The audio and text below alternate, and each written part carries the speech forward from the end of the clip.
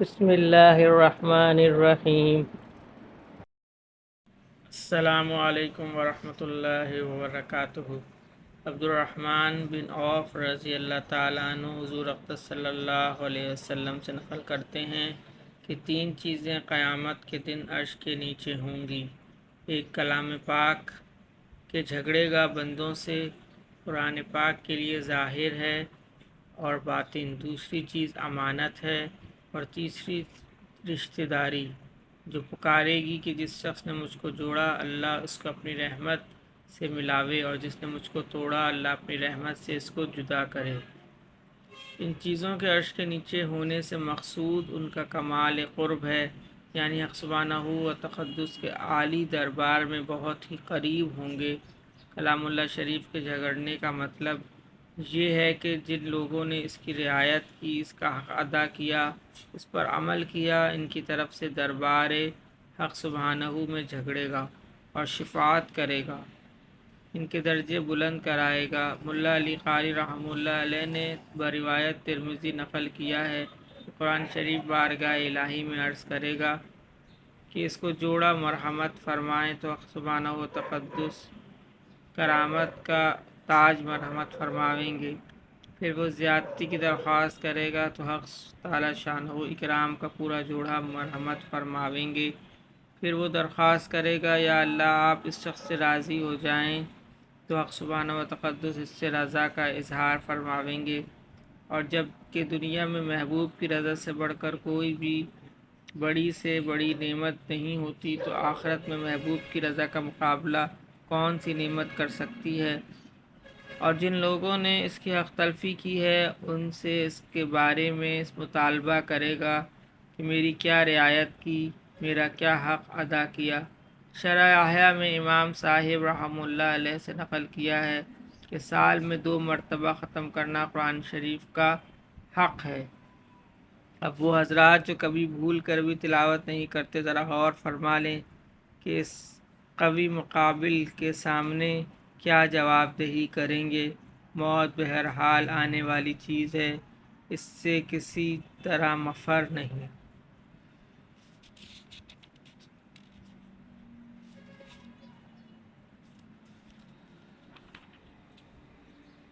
قرآن شریف کے ظاہر اور باطن ہونے کا مطلب ظاہر یہ ہے کہ ایک ظاہری معنی ہیں جن کو ہر شخص سمجھتا ہے، اور ایک باطنی معنی ہے جن کو ہر شخص نہیں سمجھتا، جس کی طرف حضور اقدس صلی اللہ علیہ وسلم کے اس ارشاد نے اشارہ کیا ہے جو شخص قرآن پاک میں اپنی رائے سے کچھ کہے، اگر وہ صحیح بھی ہو تب بھی اس شخص نے خطا کی۔ بعض مشائخ نے ظاہر سے مراد اس کے الفاظ فرمائے ہیں کہ جن کی تلاوت میں ہر شخص برابر ہے، اور باطن سے مراد اس کے معنی اور مطالب ہیں، اور جو حسب استعداد مختلف ہوتے ہیں۔ ابن مسعود رضی اللہ تعالیٰ عنہ فرماتے ہیں کہ اگر علم چاہتے ہو تو قرآن پاک کے معنی میں غور و فکر کرو کہ اس میں اولین و آخرین کا علم ہے، مگر کلام پاک کے معنی کے لیے جو شرائط و آداب ہیں ان کی رعایت ضروری ہے۔ یہ نہیں کہ ہمارے زمانے کی طرح سے جو شخص عربی کے چند الفاظ کے معنی جان لے، بلکہ اس سے بھی بڑھ کر بغیر کسی لفظ کے معنی جانے اردو ترجمہ دیکھ کر اپنی رائے کو اس میں داخل کر دے۔ اہل فن نے تفسیر کے لیے 15 علوم پر مہارت ضروری بتلائی ہے۔ وقتی ضرورت کی وجہ سے مختصراً عرض کرتا ہوں، اس سے معلوم ہو جاوے گا کہ باطن کلام پاک تک رسائی ہر شخص کو نہیں ہو سکتی۔ اول لغت جس سے کلام پاک کے مفرد الفاظ کے معنی معلوم ہو جاویں۔ مجاہد رحمہ اللہ کہتے ہیں کہ جو شخص اللہ پر اور قیامت کے دن پر ایمان رکھتا ہے، اس کو جائز نہیں کہ بدون معرفت لغات عرب کے کلام پاک میں کچھ لب کشائی کرے، اور چند لغات کا معلوم ہو جانا کافی نہیں۔ اس لیے بسا اوقات لفظ چند معنی میں مشترک ہوتا ہے، اور وہ ان میں سے ایک دو معنی جانتا ہے، اور فی الواقع اس جگہ کوئی اور معنی مراد ہوتے ہیں۔ دوسرے نحو کا جاننا ضروری ہے، اس لیے کہ اعراب کے تغیر و تبدل سے معنی بالکل بدل جاتے ہیں اور اعراب کی معرفت نحو پر موقوف ہے۔ تیسرے صرف کا جاننا ضروری ہے، اس لیے کہ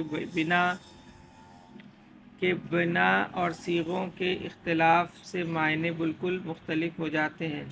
ابن فارس رحمہ اللہ کہتے ہیں کہ جس شخص سے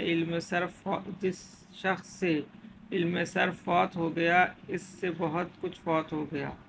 علامہ زمرخشی رحمہ اللہ عجوبات تفسیر میں نقل کرتے ہیں کہ ایک شخص نے کلام پاک کی آیت ترجمہ جس دن پکاریں گے ہم ہر شخص کو اس کے مقتضا اور پیش رو کے ساتھ اس کی تفسیر صرف کی ناواقفیت کی وجہ سے یہ کی کہ جس دن پکاریں گے ہر شخص کو ان کی ماؤں کے ساتھ امام کا لفظ جو مفرد تھا اس کو کی جمع سمجھ گیا۔ اگر وہ صرف سے واقف ہوتا تو معلوم ہو جاتا کہ کی جمع امام نہیں آتی۔ چوتھے اشتقاق کا جاننا ضروری ہے، اس لیے کہ لفظ جب کہ دو مادوں سے متشق ہو تو اس کے معنی مختلف ہوں گے، جیسا کہ مسیح کا معنی ہے کہ اس کا اشتقاق مس ہے، مس بھی ہے جس کے معنی چھونے اور تر ہاتھ کسی چیز پر پھیرنے کے، اور مساحت سے بھی ہے اس کے معنی پیمائش کے ہیں۔ پانچویں علم معنی کا جاننا ضروری ہے، جس سے کلام کی ترتیب معنی کے اعتبار سے معلوم ہوتی ہے۔ چھٹے علم بیان کا جاننا ضروری ہے، جس سے کلام کا ظہور و خفا، تشبیہ و کنایہ معلوم ہوتا ہے۔ ساتویں علم بدیع، جس سے کلام کی خوبیاں تعبیر کے اعتبار سے معلوم ہوتی ہیں۔ یہ تینوں فن علم بلاغت کہلاتے ہیں۔ مفسر کے اہم علوم میں سے ہیں، اس لیے کلام پاک جو سراسر اعجاز ہے اس سے اس کا اعجاز معلوم ہوتا ہے۔ آٹھویں علم قرأت کا جاننا بھی ضروری ہے، اس لیے کہ مختلف قرأتوں کی وجہ سے مختلف معنی معلوم ہوتے ہیں اور بعض معنی کی دوسرے معنی پر ترجیح معلوم ہو جاتی ہے۔ نویں علم عقائد کا جاننا بھی ضروری ہے، اس لیے کہ کلام پاک میں بعض آیات ایسی بھی ہیں جن کے ظاہر معنی کا اطلاق حق سبحانہ و تقدس پر صحیح نہیں، اس لیے اس میں کسی تعویل کی ضرورت پڑے گی، جیسا کہ 10ویں اصول فقہ کا معلوم ہونا ضروری ہے کہ جس سے وجوہ استدلال و انضباط معلوم ہو سکیں۔ 11ویں اسباب نزول کا معلوم ہونا بھی ضروری ہے کہ شان نزول سے آیت کے معنی زیادہ واضح ہوں گے، اور بسا اوقات اصل معنی کا معلوم ہونا بھی شان نزول پر موقوف ہوتا ہے۔ 12ویں ناسخ و منسوخ کا معلوم ہونا بھی ضروری ہے تاکہ منسوخ شدہ احکام معمول بیہا سے ممتاز ہو سکیں۔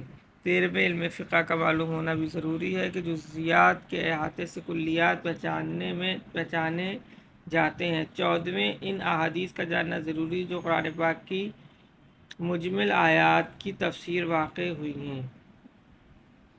ان سب کے بعد 15ویں وہ علم وہبی ہے جو حق سبحانہ و تقدس کا عطیہ خاص ہے، اپنے مخصوص بندوں کو عطا فرماتا ہے، جس کی طرف سے اس حدیث شریف میں اشارہ ہے۔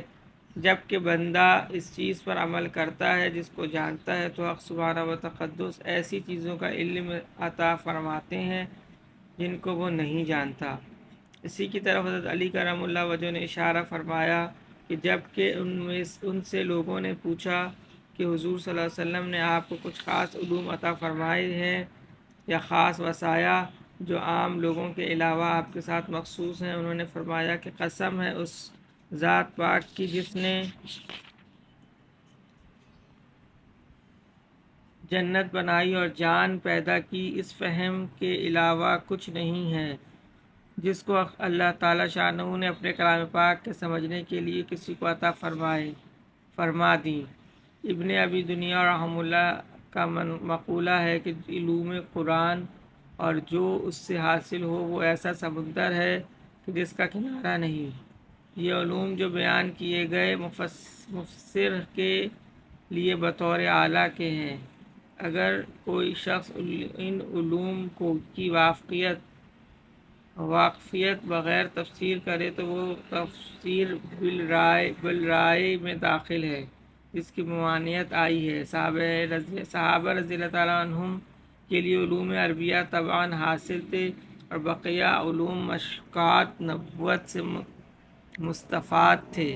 علامہ سیوطی رحمہ اللہ کہتے ہیں کہ شاید تجھے یہ خیال ہو کہ علم وہابی کا حاصل کرنا بندے کی قدرت سے باہر ہے، لیکن حقیقت ایسی نہیں، بلکہ اس کے حاصل کرنے کا طریقہ ان اسباب کا حاصل کرنا ہے جس پر اللہ تعالیٰ شانہ اس کو مرتب فرماتے ہیں، مثلاً علم پر عمل اور دنیا سے بے رغبتی وغیرہ وغیرہ۔